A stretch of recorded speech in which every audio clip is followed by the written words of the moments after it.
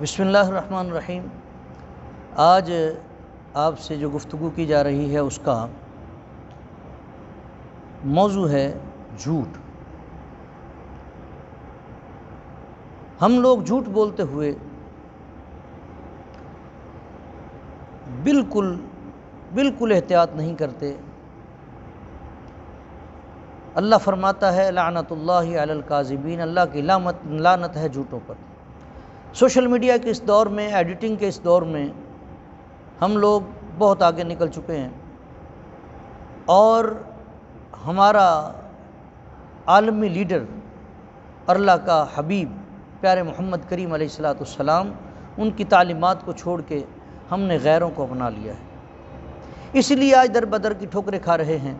جس قوم سے رب ناراض ہوتا ہے اس پر مہنگائی، بے روزگاری وغیرہ مسلط فرما دیتا ہے، عقلیں چھین لیتا ہے، عقلوں کی سمجھ کو ختم کر دیتا ہے، بندہ غلطی پر غلطی کرتا چلا جاتا ہے۔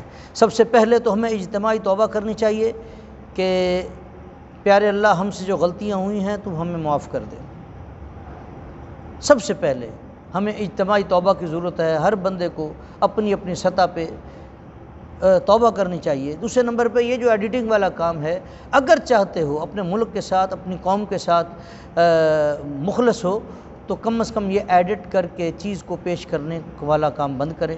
یہ بھی جھوٹ ہے، یہ بھی کسی پر بہتان ہے۔ ایک بندے نے ایک بات نہیں کی، آپ اس کی 2 4 6 باتیں اٹھاتے ہیں، اس کو آپس میں جوڑ کے لوگوں کو دکھانے کی کوشش کرتے ہیں فلاں بندہ یہ کہہ رہا ہے، حالانکہ وہ اس وقت میں اس نے وہ بات کی نہیں، اس کا مقصد ہی اور تھا، معاملہ ہی اور تھا، محل ہی اور تھا۔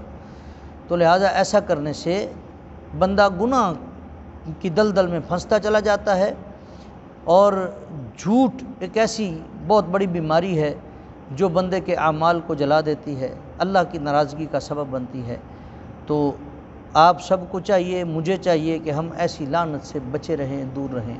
جو آپ کے دوست احباب ہیں، بچے ہیں، بہن بھائی، آج کل چھوٹے چھوٹے بچے ایسے اصل میں کام کر رہے ہیں، اور بہت ساری سیاسی جماعتیں انہوں نے اپنی ٹیمیں بنائی ہیں جو صرف اسی کام کا ان کو پیسے دے رہی ہیں کہ لوگ آئیں اور آ کے ایسی جھوٹی خبریں بنا کے سوشل میڈیا کے اوپر شیئر کریں جس کے ساتھ ایک ملک میں بدامنی اور انتشار کا سبب بنے۔ تو بھائی خود بھی بچو، اپنے بچوں کو بھی بچاؤ، دوست احباب کو، بہن بھائیوں کو بھی بچاؤ، یہ جھوٹ کی لعنت سے بچو۔ اللہ ہم سب کو اس سے بچنے کی توفیق عطا فرمائے۔ السلام علیکم ورحمۃ اللہ۔